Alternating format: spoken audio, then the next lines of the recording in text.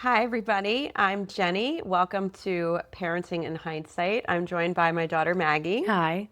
And in today's episode, we're going to talk about birthday parties and making memories that your child will actually remember over the years. I have two daughters, as you all know. Maggie has a summer birthday, Yep, in August and her sister Sarah has a winter birthday in and December. December. So we've got experience with both kind of summer and winter birthdays, major differences in what you can do.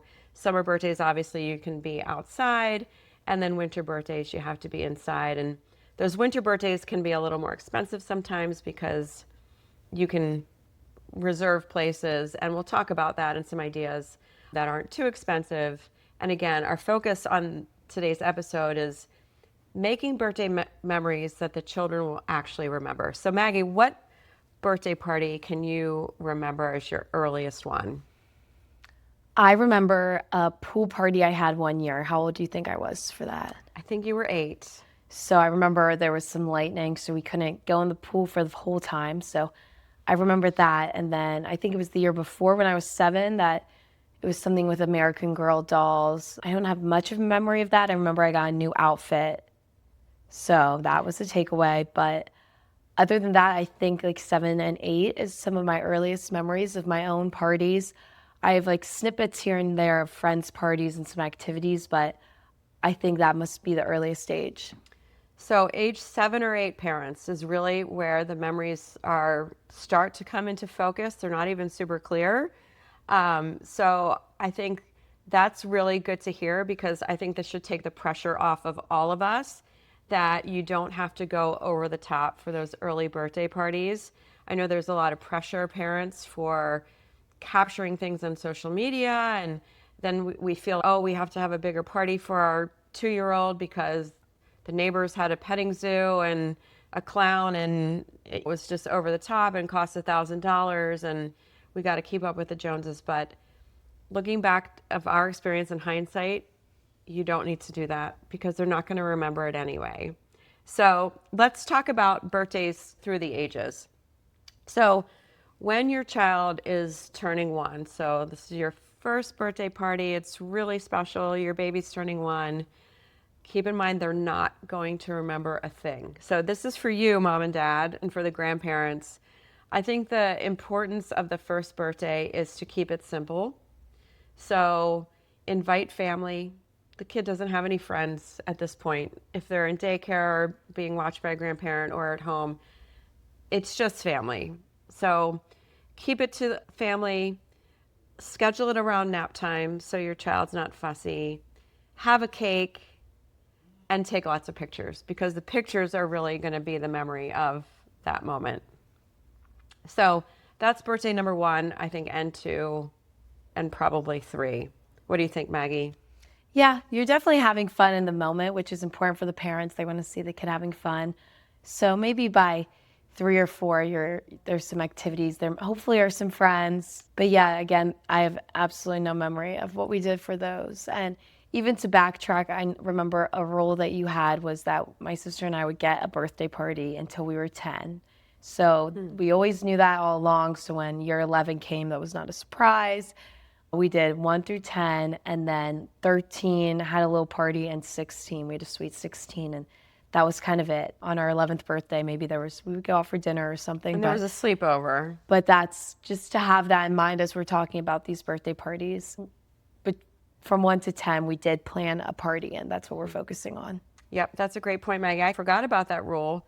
But yeah, 11 and 12, you just had a couple friends over to spend the night. So let's move on to ages 4 to 7. So I think in this age, those memories are a little fuzzy, but you can still remember. So when Sarah, who has a winter birthday, turned 4, she asked for a princess party. So we did this one at our house, and all her little friends, she had, I would say, a good rule of thumb for age 4 to 7 is no more than 10 friends because parents don't feel pressure to invite the whole class. It's really not necessary.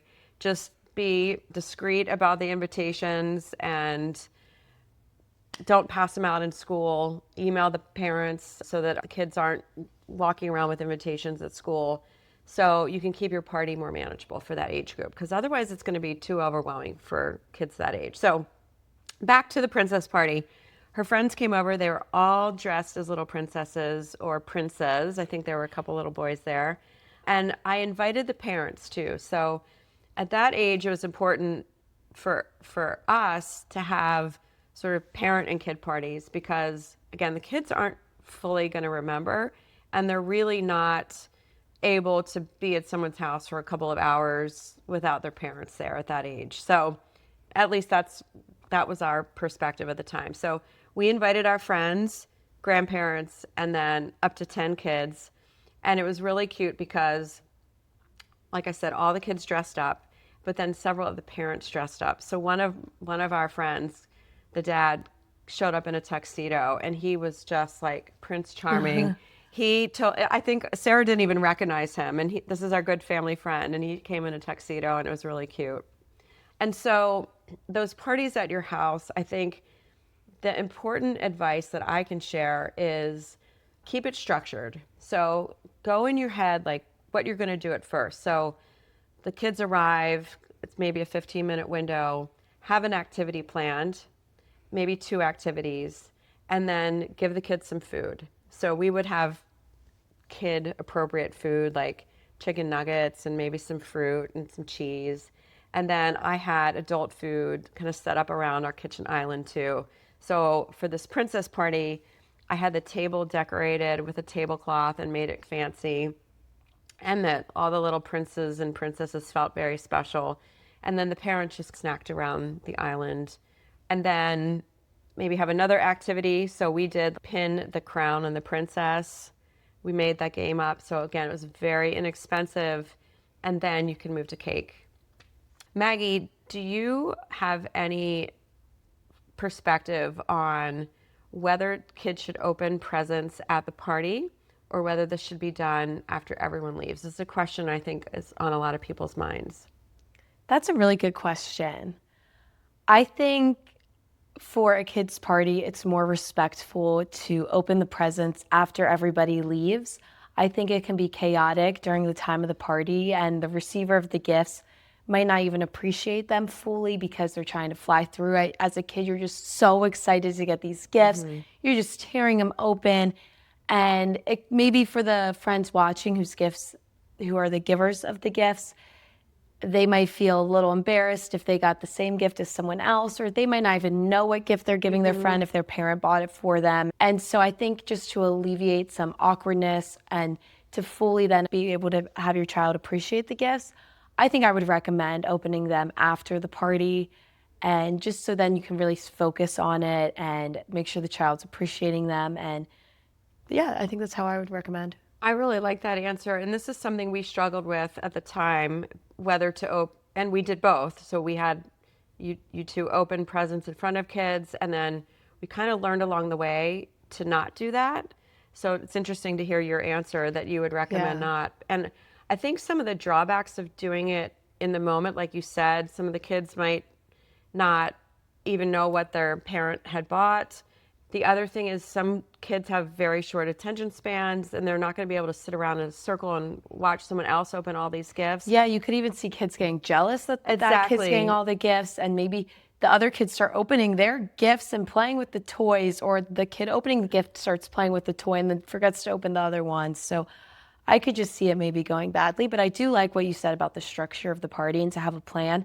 I can remember as a kid having a lot of just energy and probably wanting to eat everything. So maybe if the food's out right away, all the food even gets eaten before the last kid gets to the party. So maybe bringing the kids right into a different room than the food, and then having that time and then leaving the food. All the structure seems very important for young kids. Yeah.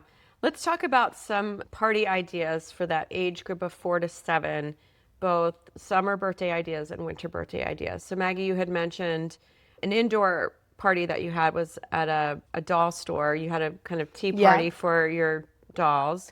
Yeah, and I could also see you hosting that at your own home, a tea party, and dressing up, and maybe each child brings their own doll and having tea that's like lemonade or iced tea or whatever the drinks are. So we went to a tea house or having that.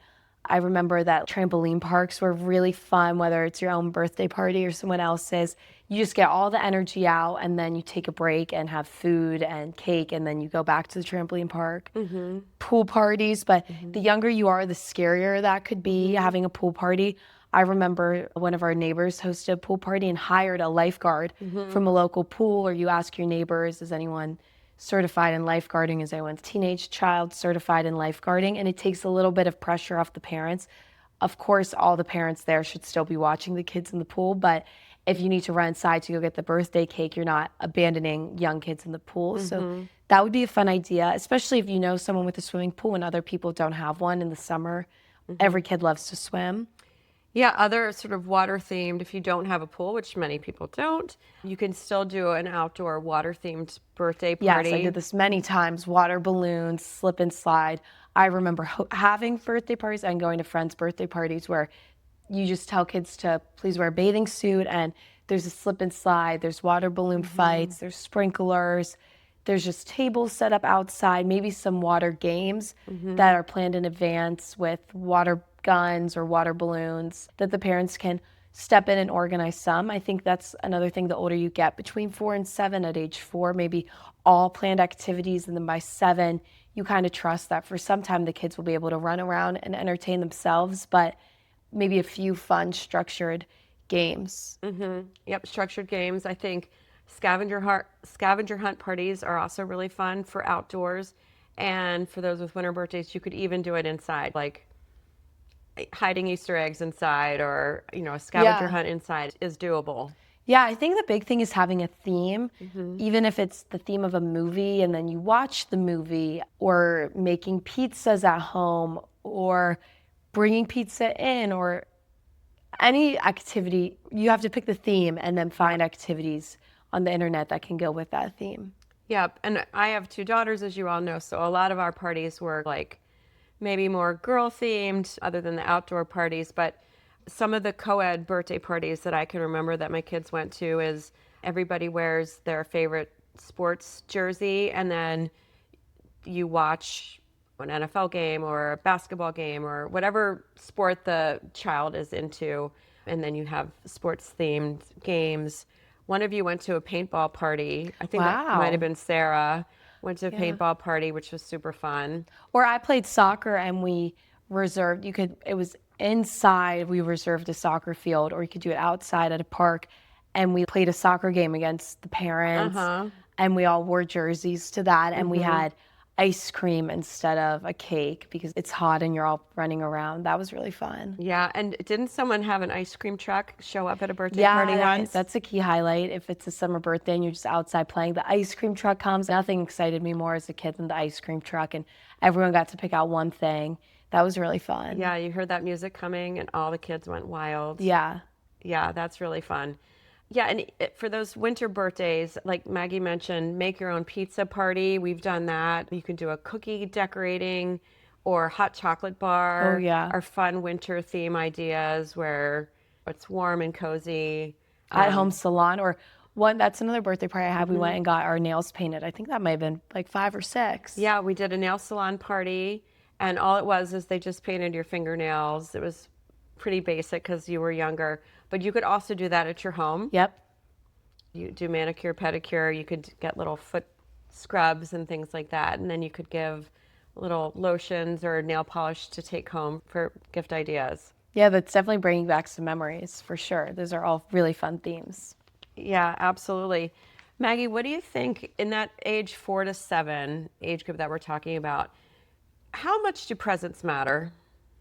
I remember that you have to wait to get presents until it's your birthday. We didn't just personally receive presents all year long besides the winter holiday and then your birthday. So I do remember the excitement of it and the anticipation of receiving presents. But looking back, I can remember some of these birthday parties, but I can't remember a single present that I got. But I do remember there's probably gift cards and money, and that was probably the only time until age like 14 that I really received money. So holding on to that and using it to buy something I want, or to really think about what type of gift I do want and asking for it. Otherwise, they don't mean much if I can't specifically remember, but. What about from your friends? Is there a certain dollar limit that should be put on a gift to a friend at age 4 to 7? I'm not exactly sure what the limit would be. From what I know, a gift to a friend between age 4 to 7 would be about $20, whether that's a gift card or cash or going to Target and buying a gift. I don't think anything above $20 is really necessary before that age. That's what I was thinking too. Maybe if it's a parent or a grandparent and the kid wants that one item, that one Lego set or that one doll, Yeah. then that would be a very special gift. But from friends, I don't think anything more than $20 is necessary, especially because you could be going to 10 birthday parties Exactly. and you're probably getting about the same gifts for everyone. Yeah, I was thinking the same thing. So let's move into middle school. So this was the time frame. So as you mentioned, we did birthday parties age 1 through 10, and then 11 and 12, you just had a sleepover. So that was really more of the birthday party when you were in middle school, having some friends over for a sleepover. Do you remember those? And what, if you do, what stood out to you for those? What were some fun sleepovers? Yeah, I think that whether it was my own birthday party or friends, when it's the birthday sleepover, you stay up really late. Maybe you watch a movie. Maybe the parent makes a point of turning on the movie like at midnight, or you can stay up till midnight. Just using some like buzzwords to make the kids feel excited, or bringing popcorn down, even if it's late. Just feeling extra special on that one birthday and making it as exciting as you can for the kids in the house that the other kids might want to come over to makes a sleepover stand out. Or getting pizza, ordering in food, or you can go swimming outside after it's dark, or take them all get to get ice cream, something like that to just make it more than a regular night, even without it being too expensive. I think some things to be prepared for, parents, when you have these sleepovers in middle school, is it's often the first time kids are spending the night away from home. So I know I've gotten calls at midnight, 1 in the morning, from my kids that they wanted to be picked up. So they thought they were ready for the sleepover, but then when it actually came to going to sleep, they weren't ready. Or Yeah. I remember, I think you called me once and you couldn't sleep because other kids were jumping up and down on the couches and just being really rambunctious. It was 3 in the morning and you were in tears because you hadn't been Aw. asleep yet. So be ready for those. I remember having a sleepover at our house, and it was for Sarah's birthday in December, and I guess the stomach bug was going around and somebody got sick, and I had to call her mom, and her mom had to come pick her up. So make sure you have all the parents' phone numbers on hand, because things are going to go wrong, but I think the sleepovers are still that's a perfect age for those types of parties. Another advice for sleepovers that I'm now remembering as the parent is to be prepared, and be prepared for the number of girls or boys that are coming to the sleepover, depending on the gender of your child. But I remember going to sleepovers and it's time to go to bed, and you ask your friend, hey, can I have a blanket? And your friend's like, I don't know if we have any. Should I go wake up my mom? And the question is, do you go wake up your parent to find these blankets? So if you're hosting a sleepover for a bunch of kids, make sure that as a parent you prepare enough pillows, blankets, and just general areas to sleep, and make sure your child knows where those items are. So then when it's time for bed, it's an easy transition. As the parent, you don't have to get woken up, the kid's not confused, and hopefully everybody can get a good enough night's sleep for a young kid's sleepover as they can, just by being prepared. That's a really good point. And for parents whose child is going to a sleepover, don't be afraid to ask the parent, should my child bring their own pillow and blanket or sleeping bag? And that way, either they need to bring it or they're going to have it provided. That's a really good point, Maggie. So let's talk next about Sweet 16. So I know this is a really big birthday in our family. What do you remember about it? Yeah, so it was hard because the year I was turning 16 was 2020 with COVID. But I remember the excitement from movies and from just talk and older siblings that 16, you haven't had a birthday party in a few years, and it's the Sweet 16 is a big one, a great opportunity to throw a party, to ask your parents for a party. This is the year that we could drive in our state, and now lets you get your license. So it's a really big deal. And we would want to dress up, a reason to put a dress on and have these parties. So I remember going to one in a barn and There was a DJ, and that was just so exciting at age 16. And another friend they brought in more food than a normal birthday party. We hosted ours at home outside because it was COVID. So it was just outside, but we decorated it really nice. We got those high top tables. A tablecloth goes a long way. A black tablecloth makes things look fancier. Just an opportunity, though, to wear dresses, to dress up at that age is so fun. I remember a few friends, because maybe this is a bit more expensive. Maybe your kid wants to rent out a room somewhere. There was one at the local fire hall, one in a hotel, in a room at a hotel. But because these are bigger things, a few of my friends would go in and on it together. So it would be a double birthday party for two girls. And so then maybe one parent rented the space and one parent brought in the food. I'm not sure what the deal was, but that was fun too, especially when you have the same friends. You're born a week apart. That was really fun.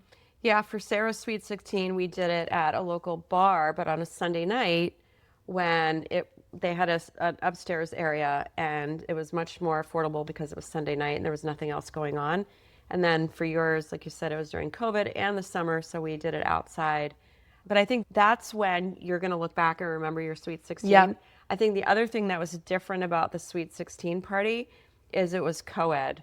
So birthdays went from being like just a bunch of girls typically for you all to now you're inviting boys to the party, everyone dressed up a little bit. A photo booth, make sure you have a photo wall, because there's not a lot of opportunities to dress up. So you want to take photos, and that's an activity. And yeah, and just make it a themed drink, some punch or something that's a little more fun. Make it feel more special. Soda bar or lemonade bar. Yeah, exactly. And I think if you do it in your own house especially, or your yard, it can be really affordable, but really special with the right little touches. Yeah, just calling it Sweet 16 already makes it special. Maggie, what's your perspective on, is it better to have 10 close friends or just a big party with everyone you know? I think it depends on the age. Especially at a party where you have to like maybe pay the price per kid versus it's in your backyard, as many kids as you want can come. But there is something to that as a child at your birthday party, you're probably going to stick around your closest one or two friends and hang out with them most of the time. So you want to have a plan for who you're inviting. Okay, they're good friends. They can hang out with each other. Or if I invite this person from soccer instead of school, they're not going to know anyone other than the birthday girl. So you have to maybe tell your child specifically to make sure you include them with your other friends. I think it's important. If you're not inviting the entire soccer team and the entire class, as the parent, maybe make sure there's a plan to include everybody at the party. But I would lean towards a smaller group of your closer friends, because your child's only going to interact in a 2 or 3 hour window with so many kids. So you would rather have them have time to interact with everybody than a whole bunch of people, unless it's maybe in your backyard. And again, it's no additional cost to have all these people. I would stick to a smaller group. I think that's great advice. And you just hit on something that I wanted to make sure we talked about. You said a 2 hour time limit, 2 or 3 hours. I think for me, the sweet spot for a birthday party is 2 hours. 2 hours. Doesn't need to be longer than that. It's too stressful. Yeah, I remember going to some that were like 4 hours, and you're thinking like, what am I going to do for 4 hours? Yeah, because you really do need to have the structure even throughout all those age groups. You need to think about the flow of the party and how it's going to come to a natural conclusion. I think that's really important. And I think at the end of the day, kids aren't really going to have real clear, specific memories, but they're going to remember they had a great time. So I'm going to do a quick lightning round with you, Maggie, to end things up. What was your favorite birthday cake? I think my 13 party, I had a tie-dye theme party. Everyone wore tie-dye shirts. And my cake was from the grocery store, and it was tie-dye on top. And that's my favorite cake. I remember that cake. I think that was the prettiest cake we ever had. What was your favorite party? My favorite party was probably my Sweet 16, because I was old enough to make all of the decisions, where it was, what food there was. I think before that, you probably had a bigger say. So I remember that being my favorite, just because it was absolutely everything I wanted, because I got to pick what it was. What was your favorite present? My favorite present was probably getting my American Girl doll. I think we did that the year that we had the tea party. I got an American Girl doll. And my last question, which I'm going to morph into kind of the closing, what was your favorite tradition? So looking back in hindsight, what tradition do you want to pass on to your kids? I just remember birthdays being a super happy day and exciting. And I think I love the feeling of balloons when you wake up or you run down the stairs and there's balloons and like there's your present from mom and dad or multiple presents or cards. Another thing we would do is if people would mail me cards, like grandparents, I could not open them until the day of my birthday. So then that morning of your birthday, you run to the kitchen and there's balloons surrounding your gifts and your cards. And now maybe it's more than just the one from mom and dad because a few aunts and uncles had sent a card and they're there waiting. And having just some type of fun, sugary breakfast, pancakes or donuts, and that just morning feeling. And it was different than Christmas because Christmas, everyone's happy. It's a group effort, but the birthday, it's kind of just you. But it matters that everyone around you is hyping it up and is excited for you and took the small efforts to make those special touches of the balloons or the streamers or just piling the presents to make it look fun. I love that. It really hits home that birthdays are special because it makes you feel special. Yeah. It's not really about what you get, it's how you were made to feel. Yeah. So thanks everybody for joining us for today's podcast. If you like this episode, please like and share it on social media. We'd love to hear your comments, and feel free to email us at parentinginhindsight@gmail.com. And remember, the lessons may come in hindsight, but the memories start today with your children.